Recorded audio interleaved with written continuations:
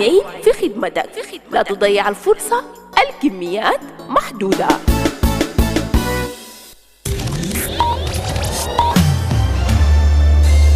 Live from Juba, on air and online. This is iRadio News. A very good morning, dear listeners. This is iRadio Morning News. First, here are the headlines. The governor of Upper Nile State says situation in Malakal town has returned to normal after a brief exchange of gunfire among police officers on Monday afternoon. A civil society activist is appealing to South Sudanese lawmakers to intervene on behalf of citizens, primarily female tea sellers, who are reportedly being held in prison across Sudan. France has been plunged into a new political crisis with the defeat of Prime Minister François Bayrou at the confidence vote in the National Assembly. This and many more are coming in this news bulletin with me, Darlington Moses, and now the news in detail. The governor of Upper Nile State says the situation in Malakal town has returned to normal after a brief exchange of gunfire among police officers on Monday afternoon. James Kwangchol says the shootout started after a disagreement between a police officer and his senior escalated into fire exchange when the junior officer refused to comply with the order of his superior. Governor Chol explained that the officer fired at his commander and the bodyguard responded by shooting back. He says the State Security Committee quickly intervened and controlled the situation. No injuries or death were reported. A member of the National Parliament has raised concerns that senior 4 results are yet to reach schools more than 2 weeks after they were released. Gail Thau Nyoth, who represented Unity State, told lawmakers on Monday, citing that the results are not accessible, especially in remote areas.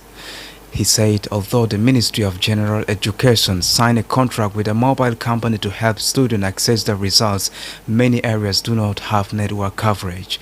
The MP also said the 7,000 South Sudan pounds needed to check the results is too expensive for most families. He said the results should have been sent directly to schools so that students could check their results without cost. In response, Speaker Jema Nunukumba said the Parliament will summon the Minister of General Education to answer lawmakers' questions on the issue. This is iRadio News, and now before the international scene, a civil society activist is appealing to South Sudanese lawmakers to intervene on behalf of citizens, primarily female tea sellers, who are reportedly being held in prisons across Sudan. Idman Yakani, Executive Director of the Community Empowerment for Progress Organization (CEPO), has called on both the Juba and Khartoum governments to immediately form a joint committee to ensure the safety and legal protections of their citizens caught in the ongoing conflict. Yakani reminded the two countries of 4 agreements which include freedom of movement and residency. He stressed that citizens should not suffer because of political disputes between the leaders. Yakani said the detainees are allegedly being forced to confess to supporting either the Sudan Armed Forces or the Rapid Support Forces. He warned that citizens should not be punished for the power struggle between rival groups in Khartoum. Yakani stated that he received several calls from various towns, including Omdurman, where a significant number of South Sudanese women are held. CEPO Director urged President Salva Kiir and Sudan Sovereign Council President General Abdel Fattah el-Burhan to take urgent action onto the matter.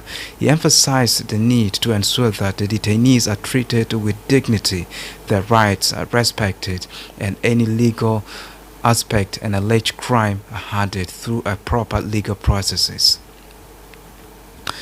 And now to the international news. Tunisian authorities have denied claims that one of the Gaza-bound vessels carrying aid and pro-Palestinian activists, including Greta Thunberg, was attacked by a drone. The organizers of the Flotilla, Global Summit Flotilla, said that Portuguese flag vessel had been struck by a drone while anchored outside the port of Sidi Bou Said in Tunisia. All 6 passengers and crew were safe, they added.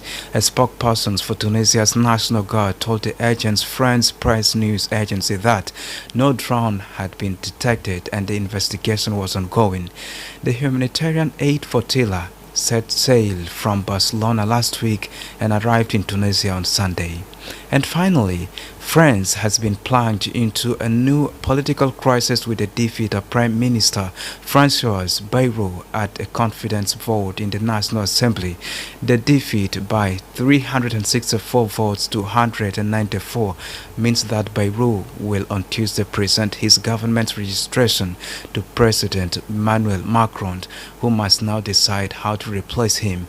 Macron's office said this would happen in the coming days.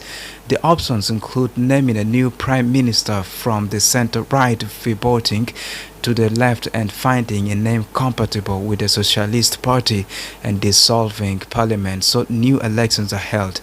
Macron's bitter enemies in the far-left France and both party are calling for him personally to resign, but few commentators think it likely. France is thus on its way to getting a 5th prime minister in less than 2 years, a dismal record that underscores the drift and dissentiment that have marked the president's 2nd term. This is iRadio News, and now to end this bulletin, let's have the recaps on the top stories once again.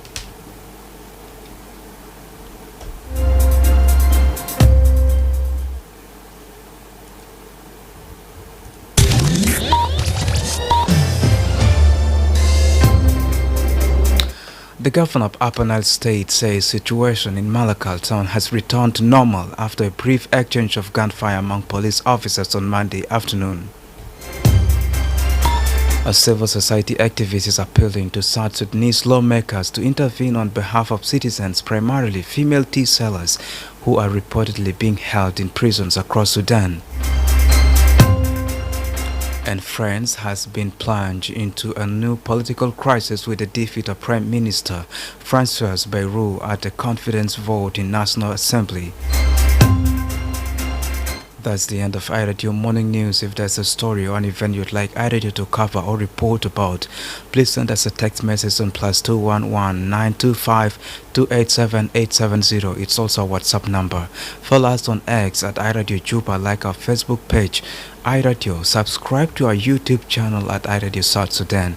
You can also visit our website and listen to us online at www.iradio.org. Stay tuned for news in Arabic at half and top of the hour. I am Darlington Moses. Thanks for listening.